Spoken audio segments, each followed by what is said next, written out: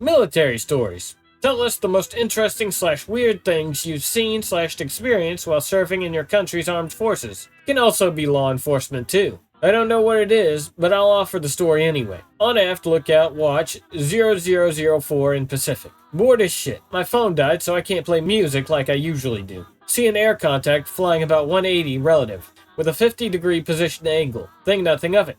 OOD in combat never want to hear air contact reports. We don't have an air radar on our ship. It's an MCM. The air contact abruptly shifts from 180 to 220 and shoots up to a 60-degree position angle out of nowhere. It is now maintaining a parallel course to us roughly. Again, thinking nothing of it, I don't really give a shit. The contact moves so fast, blink and you miss, literally, and is suddenly on the complete opposite side of the ship, still maintaining same course and speed. Call it in. I get a response from OOD that amounts to, "Stop wasting my time." The contact slips into 3 additional contacts. One sits at its current heading, one goes to 180, and another 220. I call this one in, and the CICWO comes out, presumably to tell me to stop bullshitting on comms. To see them merge back into the contact at 180 and then disappear. He tells me, "Wow, that's crazy. Never mentioned ever again." Saw a guy get his thumb ripped off by tripping. BC-130 engine troop. Dude is known for being a klutz. Dude goes to exit C-130 crew door and slips. Reaches out to grab something and by chance his thumb skin gets snagged on a piece of sharp metal around the edge of the door.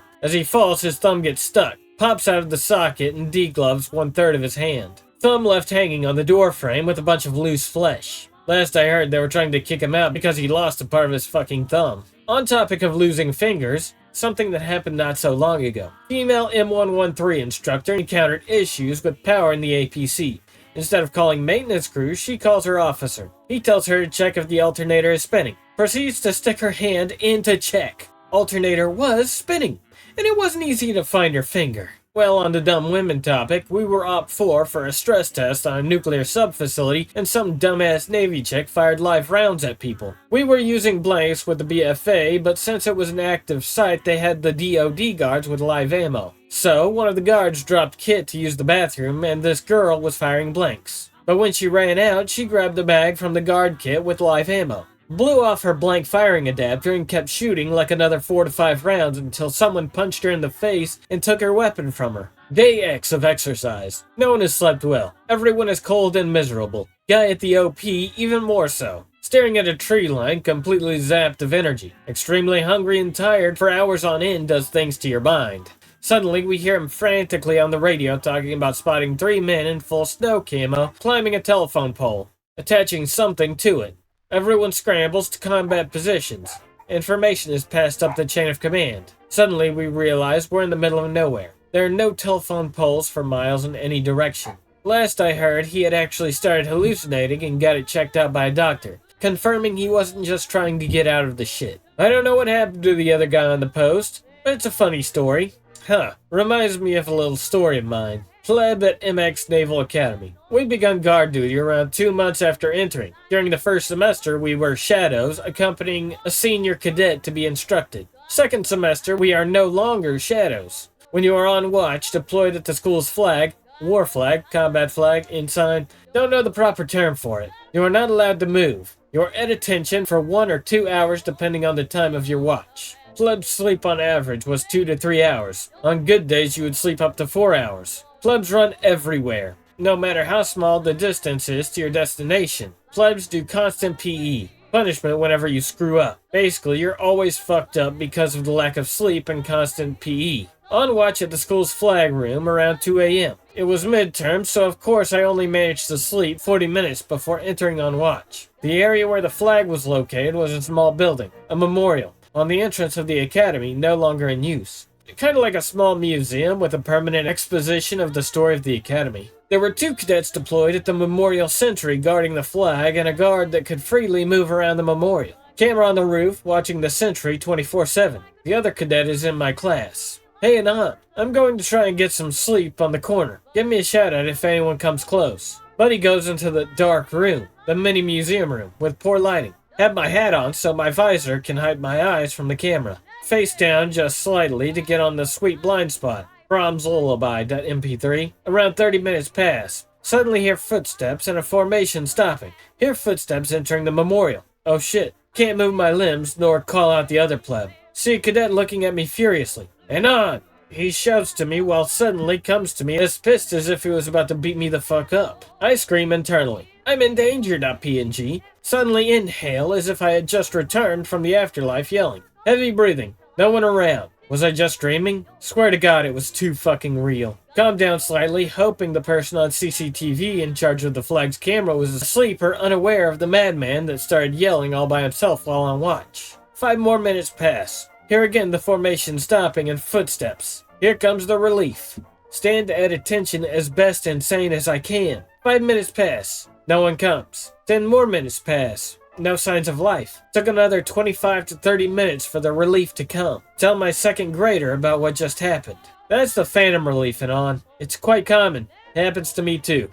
Can also be law enforcement too. Did a stint with investigations. Being a detective is gay. Doing follow-up interviews regarding a bad burglary, a couple street scholars kicked the guy's door in, beat him, and tossed the house. Neighborhood is fairly nice, but full of pro-BLM and in-this-house paraphernalia. Finally get to the last house on the block. Alright, but definitely boomer-owned for the last 40 years. Massively obese woman answers. Invites me in to answer questions. Several cats present with expected smells. Experienced worse, so whatever. Waltz to the kitchen. Asks if I want something to drink. No ma'am, I'm fine, thank you. Watch her pull a 2-liter of Coke out of the pantry, and then pour it into a coffee mug. Don't think anything of it. Keep asking questions. Puts mug in microwave. Microwaves for a minute and a half. Takes it out and takes a big swig of microwaved Coca-Cola. Well, the kitchen now overwhelmingly smells like heated corn syrup. Quickly finish up and leave. I've seen and experienced some shit, and for whatever reason, that woman drinking microwave Coke sticks with me.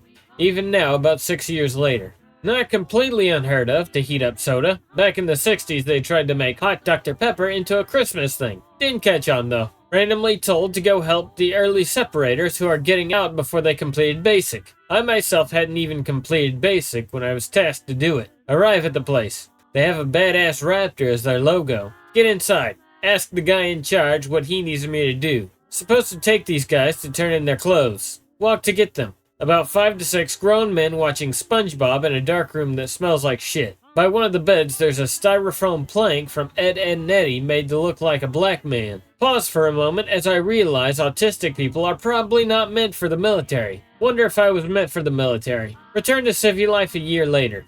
I spent a year doing Russian military service. Small radar base in bumfuck nowhere near the Finland border. Group of guys decides to huff gasoline for fun.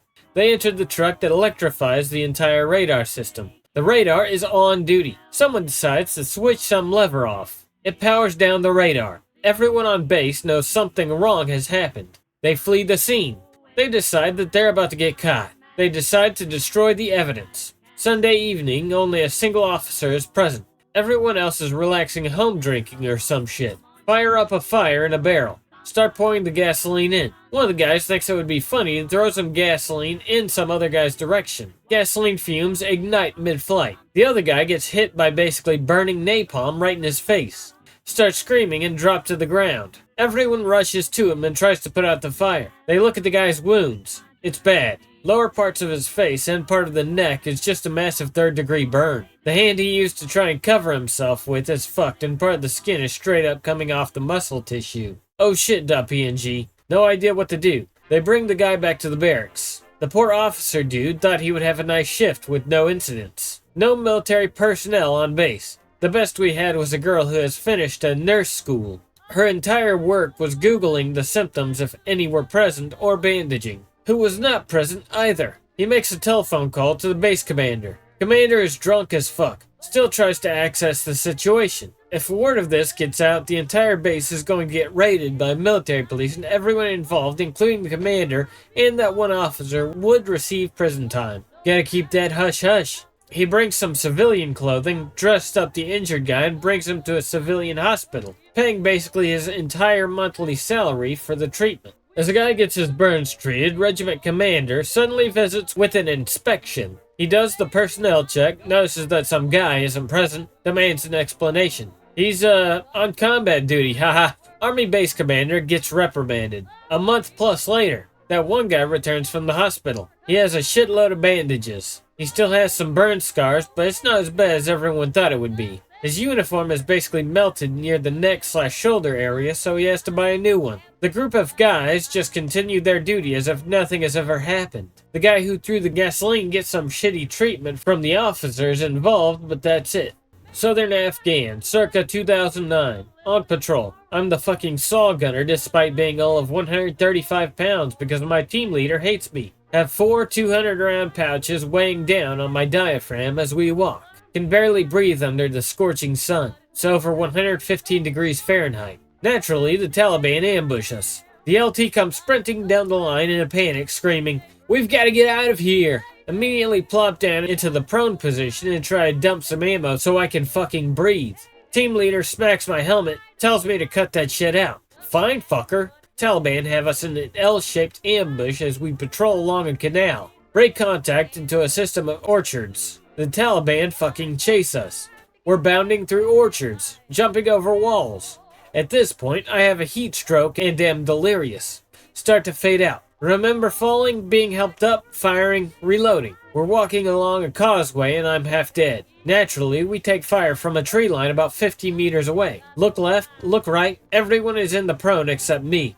Green tracers zipping by my torso like fast, angry insects. As I finally realize what's going on and hit the dirt, the CAS comes on station. Kiowas dump missile pods and 50 cal into the tree line. Watch it go up and fire. Awestruck. I've got many more actual combat stories, but I'm too lazy to write them up. I was stationed at Vandenberg and got asked on a PA tour by some old boomer where the tunnel to Area 51 was. I said, "What, like in Deus Ex?" And he had no idea what I was talking about. Me, helping to load up a tractor trailer. Airman on the forklift is a retard. Airman spotting him onto the trailer is an even bigger retard. Had to run back into the building to take a phone call. Dumb shit spotter gets knocked in the mouth by a forklift tine custodian claw style because the dumb shit driver jerked the controls. Rips out his right cheek and like 5 or 6 teeth. Got my butthole pushed in by safety because I was supposed to be supervising them. But they were both fully qualled and my boss rushed them through training, so I beat the case. Lol. Be me, working as a security guard for a university after I got out.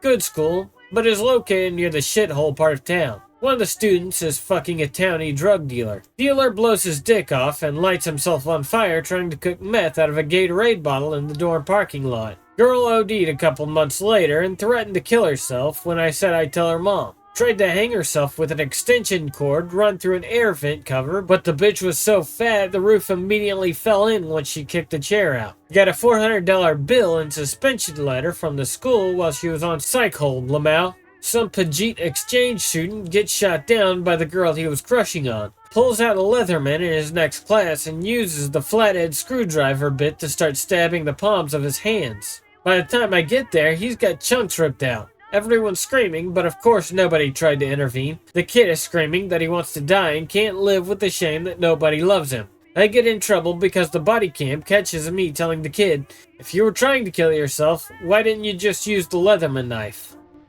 WP country. Mandatory draft. Brainlets lose 2 years of life. Get hazed for 1 year, then spend the next year hazing new guys. Learn nothing useful besides slacking off, stealing, or drinking on the job. Pretty useful in a socialist economy. Big brains go to university. Thanks to LARPing at the local ROTC, you only have to spend only 1 year of your life in the army and can avoid the above. Be assigned as an orderly, med student. Doctor in charge is mostly away, whoring, or drinking. So have to do his admin work, not much other work, because easy ailments are not treated as a policy. To toughen the soldiers up. Serious stuff, like getting run over by a tank, is transferable to a real hospital. Sit around all day and read books. Suddenly get commendation for best runner. Week after that for best shooting. Get commendation for best fitness in front of the whole unit. Get promoted and get a week leave for accomplishments. When you come back, you will represent us in the army competition, comrade. Get back from leave. Summoned in front of the commander. Get demoted and screamed at. Turns out, I have a namesake in the unit and mistakenly got assigned his accomplishments. Back at the infirmary, reading books. Navy Strike Group deployment 2019 to 2020. 45 days from when I left NOB until my first port visit ever in Greece. Hear tales of some virus that is affecting every country. Next day said virus hits Greece. Greek leadership decided we aren't allowed to leave the ship anymore. Boo. Spend the next 6 days on board and board. Leave. Spend the next 207 days consecutively going in a circle around the Strait of Hormuz. Even held a world record for a short time for the longest amount of recorded time at sea without a port visit in recorded history, so I'm told. But another ship that was in our strike group ended up stealing the title because they were delayed from RTHP by a week. Anyway, during our stint of circles in the Strait of Hormuz, I'm getting ready for watch one night. I'm an FCS FCA that stands MSS. As I'm walking to combat, the skipper passes me and he seems twitchy. Sir? The Iranians launched a missile at us. No GQ, sir? It hit something else before we spotted it. Oh, turns out what happened was the Iranians thought we entered their territorial waters and launched a C-802 our way. But what it hit was one of their own vessels that they mistook for us, killing over 30 of their own sailors. Jedge. That was the last time their navy really interacted with us the whole deployment, and it's the closest thing to combat I've ever seen. IDF. Field Intelligence. Watching a very naughty neighborhood in Nablus from hill overlooking it from a kilometer away. We were supposed to be there for 3 days. That feeling went 5 days and still going because the Territorial Command doesn't have a replacement ready for us but can't leave the place unsupervised. Good reason for it though. We're out of food and even worse, out of water. Radio local MP and Border Patrol to bring us something. MPs are ducking snitches and refuse. Border Patrol agrees but are too dumb to find us. They can't even height map or aerial photo to ID our location. Fuck this. We decided that half the team leaves and goes for supplies. Me and 3 more guys go to a local farm's barn several hills away. Call a local Arabic shawarma place that we favor for a bunch of portions and a 6-pack of Coke and water. Instruct the delivery man to meet us at a crossroads under that hill with the barn. Arabic guy with this little gray Hyundai stops where instructed. As we start our descent towards him, we spot a literal cowboy on a horse. Has the hat, the pants, even the spurs. Wearing ghillie suits with weapons and painted faces. An awkward meeting between a clearly 13-year-old kid driving, a cowboy, and 3 ghillied soldiers picking up a Coke and meat delivery at a crossroads. We basically stare at each other. Guy asks us if he can take a picture with us. Sure, just let us get the masks up. As the Arabic boy takes pics of us, I ask him about his hat. Shit is janky as fuck and has huge broken teeth on it. Says that he is a horse trainer. Italian private business. Big shot pro man. He had a horse growing up. Horse died when he was 12. I was riding the horse back then. Now the horse is riding me. We wrap up and go back. Have a party at our nest. The horse rides me becomes our team slogan that we print on shirts and hats. Use it every time when it's appropriate to say we're fucked. Same IDF anon as above. Seen the same lights beat the birder with Lebanon. A single light we can track with optics but no heat. Light moves suspiciously fast for something taking 90-degree turns without braking whatsoever. Splits in 2. First keeps moving in the same trajectory. Second goes perpendicular at the same velocity. Second goes dark for a bit. Reappears near first. They merge into one again. Keep moving till they are too far for us to observe. Unlike you, we did record it all on mat and storage and the bulky old auxiliary touchpad that interfaces with it. Be me, 18. 1 month into French Foreign Legion training. Just finished Kepi Blanc March, so we've been eating a lot of ration. This is important later. Chilling at military base for the first time in a month because boot camp was on a little farm 30 minutes away. Second night after March, just relaxing. We're all hungry as fuck cause they starved us in boot. Literally lost 20 pounds. Dinner time. Regular food. Fish and chips as the main. Salad. Pudding. This fucking sauce. There was this orange mystery sauce at the end of the mess line, and being hungry soldiers, we were allowed to take as much as we wanted, and we put a shit ton on our plates. It came in a little plastic bucket and there wasn't a lot, so that should have been a sign. We sit down and start eating wondering what the orange shit is. Oh shit, JPG. Fucking spicy. We're hungry as fuck and don't care at first, but keep on eating. Some guys have tears rolling down their faces but keep on going. Go up for water 4 times. Blow my nose 6 times. Nepali sergeants calling us retards. Brazilian and Nepali recruits laughing their asses off as the white guys are dying. Finish our filling but painful dinner. Next morning, everyone feels like shit. Stomachs rumbling. Called into hallway for roll call. Everyone's clutching their stomachs and standing uncomfortably. Roll call finishes. Mad dash for the bathroom. One of the first ones there. 60 guys and only 4 stalls. I was luckily able to shit out most of my rations the previous day. Others weren't so lucky. A cacophony of thunder of the bowels of men fills the barracks. The smell is terrible. Rancid, week-old shit. But I can't focus on that. The ninth circle of hell has just moved to my asshole. My shit isn't that solid. Pretty liquidy. Fared far better than others. Wipe quickly and painfully. Get the fuck out. Wait in my room still shaking and sweating from pain. I can hear painful splatters coming from the bathroom. My bunkmates slowly trickle in from their Terrifier ration shits. During breakfast, not a word is spoken. Nearly everyone goes into the wounded group for morning sport. Be at boot. March 12 kilometers to an abandoned farm used for drills. Keep myself from shitting for a week. Feel completely fine. Major, overseeing the entire drills, comes out to the podium during roll call on the 6th day. Tells us we're marching back in 2 hours. Feel my stomach rumble. Feel an incredible urge to shit. End up shitting myself on my way back to our shitting hole. Wipe my ass with my hands and the white tarp they use to make bathroom stalls. March 12 kilometers smelling like shit. At artillery range. Sarge is teaching us how to use a howitzer. Starts up with the light M101. Goes about expressing how to not load a round in. Close your hand into a fist and punch the case in. 2 minutes later, some retard gets the tip of his middle finger lobbed off by the breech. Dude gets up from a bench, instantly collapsed screaming. Fractured his bone by just getting up. Turbo retard bodybuilder dude broke his weapon stock in half during rifle drills. Squad mate somehow hit the only tree on an open field used for APC driving raining. Windstorm ripped the roofs off the containers we were sleeping in during outpost deployment. Dude won't get off the bed in the morning. Barracks guard gives up and calls the lieutenant. He bursts into the room and Sparta kicks the bed, throwing the dude on the floor. Dude doesn't get back from night exit. MPs are out looking for him. Arrives later in a taxi. Says he was with 2 girls in a wine bar. Captain tells him to present himself in his office. I've never heard a human scream so loud in my life. JRTC. The very last night of the box rotation. Our platoon manning is awful at 17 men. Been raining literally non-stop for a week. 3 a.m. Geronimo, Op 4, goes for one last hit on our defensive position with a mechanized element of 1 BMP, 2 gun trucks, and 28 dismounts. Somehow managed to fuck them up and repel the attack. As the final event, our OC says we're starting to take incoming IDF. Scrambled through the mud and tried to see through the absolutely torrential rain to find our ISV so we could get the fuck out of there. Finally find the vehicle, get my guys on, and we try to get the fuck out. Truck is sunk up to damn near the headlights in mud. Have slept a total of 20 hours in the last 2 weeks. Out of fucks to give at this point, so I put the truck into 4 low and floor it. ISV is an open vehicle. Think of a big ass dune buggy with no doors, roof, etc. As soon as I stomp on it, front tires firing mud into my saw gunner's face at about Mach 5, and the truck just digs deeper into the mud. My face with my soldiers all immediately declare that I am no longer allowed to off-road the ISV as my saw gunner is cursing up a storm in Portuguese worse than the one we're stuck in.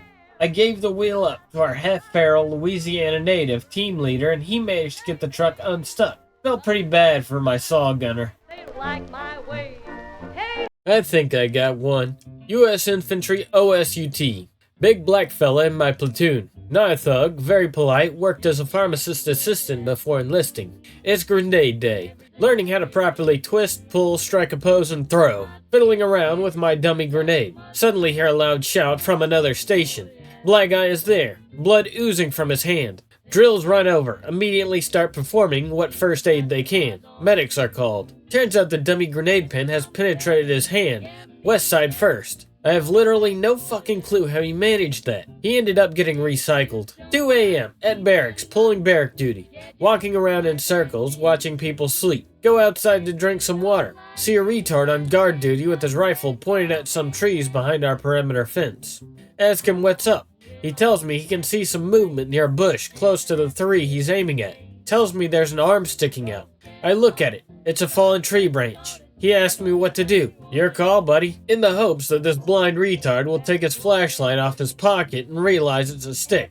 He doesn't. Cocks his rifle and lets out a round at the bush. Put the entire company on high alert. CO spurgs out. Entire battalion is woken up. The entire battalion stays up until 10 a.m. when the guard duty shift ends and a new one starts. Misses on sleep time. Got pulled over for another full day shift because the guy replacing me OD'd and can't come over. Be me. Be Nuke. Heh, be an EQ. Be on board an aircraft carrier in the late 2000s, 2010s. Morale is low across the board due to long yard period followed by workups that keep us out to sea 80% of the time. Morale is especially low for nukes, because nuke life sucks. 3 watch teams on 5 and dimes went out to sea. 3 section duty in port. Leadership and more senior people just don't stand watch except for once a month quals. Regularly pull 30 or 40 hours a week due to watch, maintenance, training, quals, and shit like man overboards whenever you do get to sleep. Our captain recognizes the morale problem and decides what we need is plants. Fake, potted plants materialize in every common area and office. Not just little ones either, but big fake palm trees, fake ferns, fake mangrove-looking things, fake ivies that are 20 feet long. Idea.jpg, we, RX department, begin to relocate the plants to a dunnage locker back aft where nobody ever goes. Most of us are E5 or E6, so nobody questions us if we walk in and just take the plant with confidence. With a crow, you can go anywhere you want, out loud. Flawless victory. We soon have dozens of plants. Now we have all these fake plants. What do we do with them? We build a fake jungle. Guys start to get into it. Arranging the plants, adding little touches like fake birds and stuffed monkeys. One guy even brought a fog machine and a soundboard with birds. Had a PlayStation and borrowed TV down there. Shit was very cash, and as far as I know, it stayed secret from the chiefs and officers as long as I was in. Not mine, but a mate's who served in the ATF during the 80s. Be Lieutenant Anon at Puckapunyal. There's an old Centurion tank serving as a gate guardian at the base entrance. It's been there as long as anyone can remember. Local kids have played on that thing for decades. Lieutenant Anon wants to know the history of the tank and asks the historian on base. I don't actually know, Lieutenant Anon. I'll look into it. About a week later, the tank is gone. No reason is given why it's gone. Lieutenant Anon goes to the base historian. Hey, where's the tank? Mine, Lieutenant. The tank was at Woomera during the 50s. Oh, Lieutenant's face when he realized what that meant. Someone fucked up back in the 50s and the fucking thing ended up in Puckapunyal. Apparently the Geiger counter got pretty excited when it was near it. First command, fresh out of the factory. EE, so get Sig's gig. Theo is a nice guy, but Lieutenant Anon, you cannot let the troops shit up the barracks. Will get us training, trucks and cut us loose. Just don't let the troops shit up the base and where they live, okay? Okay. Pass this on to sergeants and screws. No shitting up the barracks. CO won't mess with us if we don't mess up his stuff. Other less enlightened LTs push boundaries with messing around, with his random inspections of barracks. Manage 1 good boy point because the platoon isn't complete degenerates. Some get 1 bad boy points because shit is messy. Don't go there. That is the bad place. Private Snuffy would like a pet. Absolutely fucking not. Have nightmare about barracks turning into 2nd Pacific Squadron after Cape Town. Captain on the move, checking them barracks for degeneracy. Sergeant finds a fucking kitten in Snuffy's dorm. Doesn't matter. I am fucked either way. Hide kitten in my room, which is half full of radio parts boxes. Hand towel, some water, please be quiet, no meows. Don't make me wring your neck if you start meows. Somehow survive another day. All good in the hood, CO. No fucking zoo happening here. Just grand. Why is Private Snuffy crying like a refugee child? Just homesick. Okay. Sergeant and I requisition a truck to go into town. Hold parts box. Look purposeful. Motor pool gronks convinced we're legit not off to get drunk in town. Find a cattery. A place for abandoned felines. We'll find home for kitten. Give me $80. The fuck? Why $80? Vax shots and food. Pony up 50. All I have in the wallet. Sergeant has some cash. Shake him down to bribe crazy cat lady. Robbed, stressed, go to bank, get some money out. Impulse buy gift shop stuffed cat. Give it to Sergeant to give to Snuffy so she stops crying. This is my life now. Child care in the army. Last night of recruit course. Parade done. Packed up to leave in the morning. Trainees at Boozer for the evening to celebrate. B staff. So doing security patrols. Hear screaming. It's coming from the CS gas training hut. What the fuck? Female trainee comes running out half naked with only bits of uniform, followed by guy with pants around ankles, both desperately grabbing their crotches. Obviously got drunk enough to sneak out of the boozer to find a quiet place to fuck. Somebody had left the gas hut unlocked as it was just an empty wooden hut. Trainees got naked, started getting hot and sweaty on the floor, but the floor is covered in all the years of recondensed crystals of CS dust. Insert Great Balls of Fire song here. Kex. Be Army. Be in for 8 years. Get out soon. Get told I'm going to be an observer at some Air Force base. Winter Wasteland. Eat at the Air Force Chow Hall. Pretty good chow, Air Zoomies. Look around for where to drop my tray. Ask an airman. Hey buddy, where do I put my tray? Get the most disgusted look ever. The help does that. Leave it on the table. Air Force boy is living large. Same man on as 908 and 975. 4 years ago, my class was doing drill instruction from the Pledge of Allegiance ceremony. It is every April 21st. We start making the brigades, platoons, and squads for the ceremony a month prior. We were about to fire our first blank. We do a one-shotgun salute in memory of the heroes who died in April 21st, 1914 and September 13th, 1847. It was our first time cocking our M16s, so when we were instructed to do so, some of my peers weren't able to pull the charging handles all the way back. So, many rifles got the blank stuck halfway to the chamber. Others just cocked the rifles, but didn't free any cartridges, and another very small percentage got a double feed. Don't ask me how. After firing, the CEO of the Cadets Corps instructed our seniors to supervise those who weren't able to fire their blanks. Most of them were infantry cadets. I didn't have any problems since I knew how the M16 operates even before joining. Guns in Mexico are pretty no-no for civilians, but I am a huge gun nerd, plus the internet is quite a tool. So I knew basic disassembly way before any of my mates. Female cadet a few lines in front of me. Her charging handle's loose, wiggling with every small movement she does. Same senior that supervised me goes to see her rifle. Double feed. Dang, what the hell did you even do? She's scared to death as if her rifle was a ticking bomb. Senior takes it off her hands, points down in a 45-degree angle. Standard procedure in our manuals. Pulls charging handle once. Nothing happens. Pulls 2 more times. Still nothing. Starts pulling it aggressively. No human thoughts in him. He has gone full monkey. Those 2 rounds won't move one bit. He starts smacking the butt on the grass. Monkey sounds die off. Suddenly we hear a clap noise as one of the 2 rounds falls out of the bolt fully closed this time.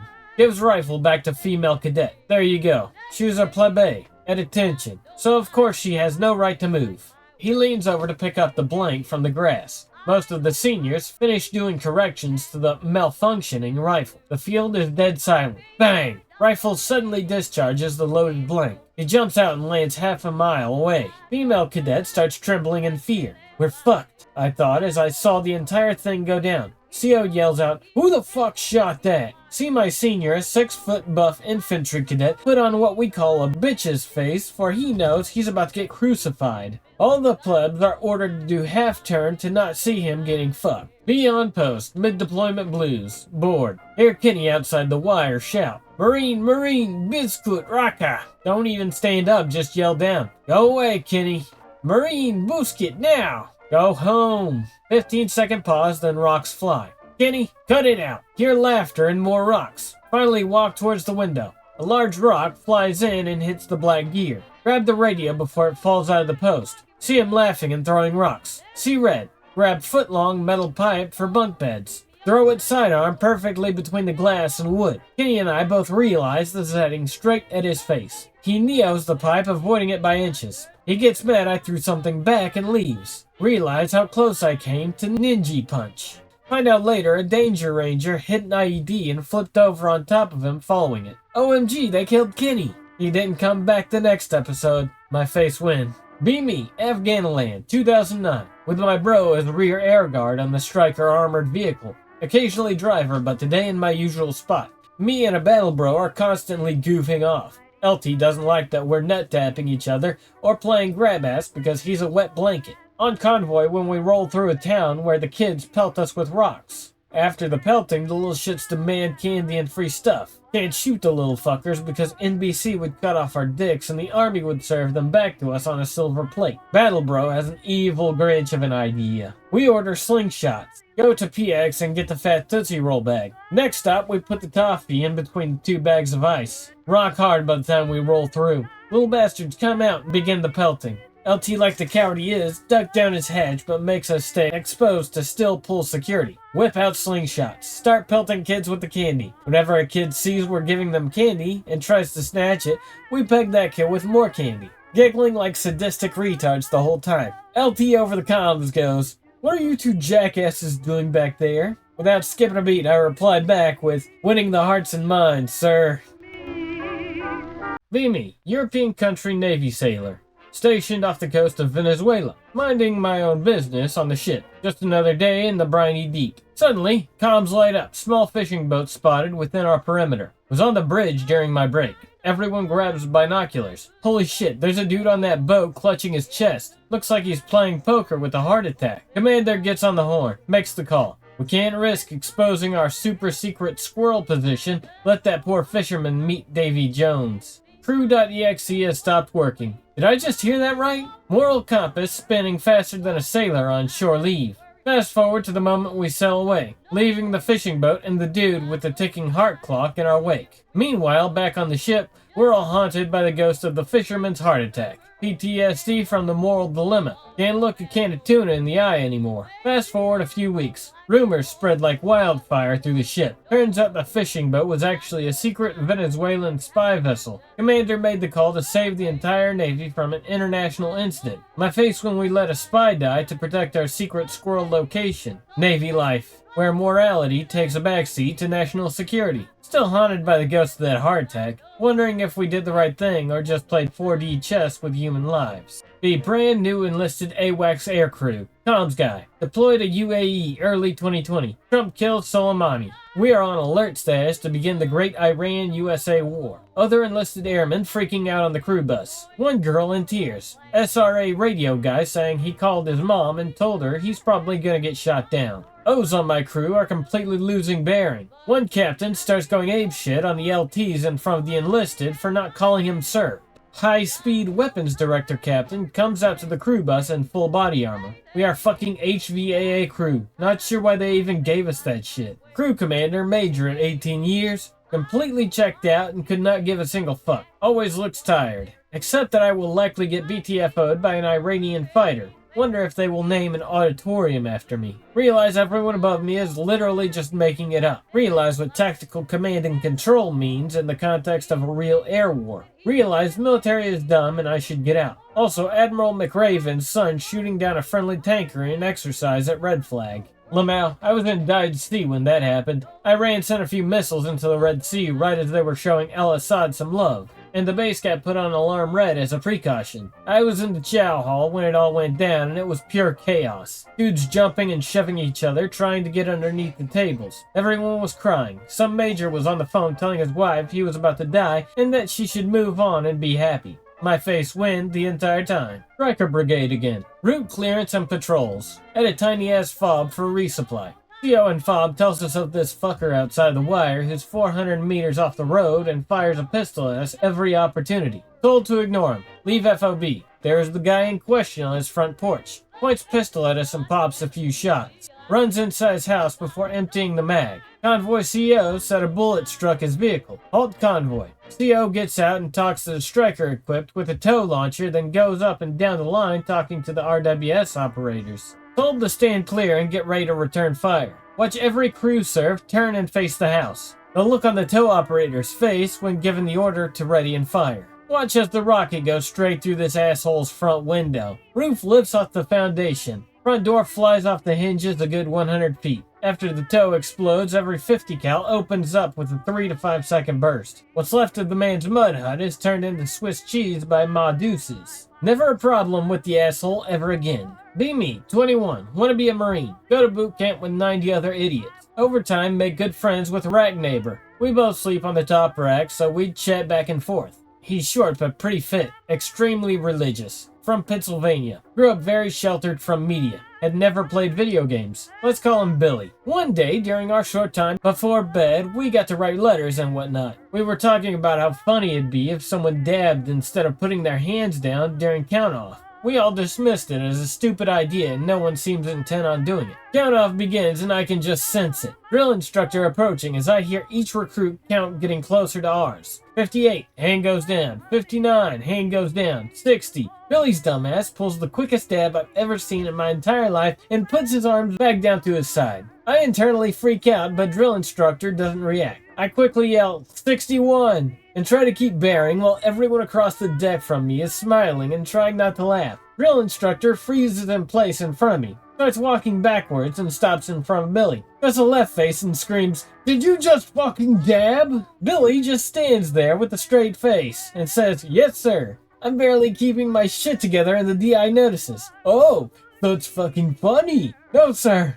"Oh, so we just want to fuck around and laugh and have a good time, right?" Before this gets any longer, I'll just say that we were his favorite for a little while, and Billy is still one of my best friends to this day. Be me. Day 0 of basic. Shark attack. After we get our phones to call our families and tell them we're safe, that girl in front of me looks around, whips her phone at the ground, grabs a piece of glass, slices her wrist the real way, gets tackled by 2 drills. Never see her again, lol.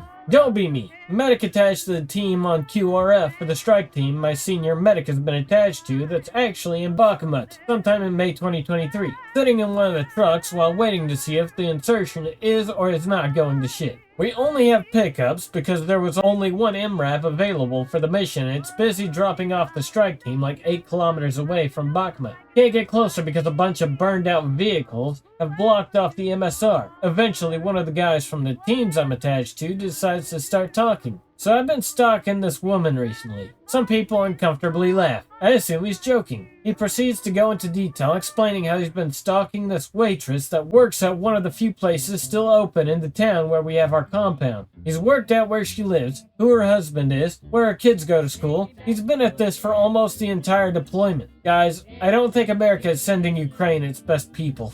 Be me, AIT. AIT is joint service and mixed rank, so we have officers mixed in. One goober officer shows up. Looks like the guy from Honey, I Shrunk the Kids. AIT is also long enough that it counts as a PCS. Dude didn't bring his wife, because she got her own career or something. Never really listened to this guy. He keeps begging her for a hall pass so he can use Tinder and fuck around and whatnot. His wife eventually and begrudgingly agrees on the condition that she gets one as well. This dude proceeds to get 0 pussy for the next 9 months. His wife learns some new wrestling moves from his neighbor for the next 9 months. Someone catches him making up stories about all the pussy he's been getting to his wife, which makes her fuck even more dudes. From what I remember, they stayed together, but it was an extremely pathetic thing to witness.